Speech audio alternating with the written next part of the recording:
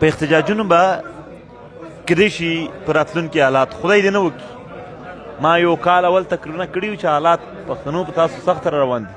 اوس هم ځینې خلک پوښتنه کوي چې تا ته چا ویلي وي چې دا حالات روان دي؟ دا نن چې څه کېږي دا تا ته کال اول چا ویلي وو چې دا داسې کېږي؟ دا کوېسچن خو هم کېږي که نه.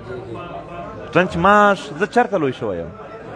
نوید خان 20 کاله په جنګونو کې را لوی شوی یم. آی ډي پي ژوند به هر چا تېر کړی وي. زما د کورنۍ حال نن هم که وګورې موږ ډېره غریبه کورنۍ یو. یو غریب سړي چې آی ډي پیز کوم ژوند څه تېر کړی دی هغه ترخه زموږ د خولې نه لا اوس هم نه دي وتلي. دا ډېر ذلیل ژوند وي.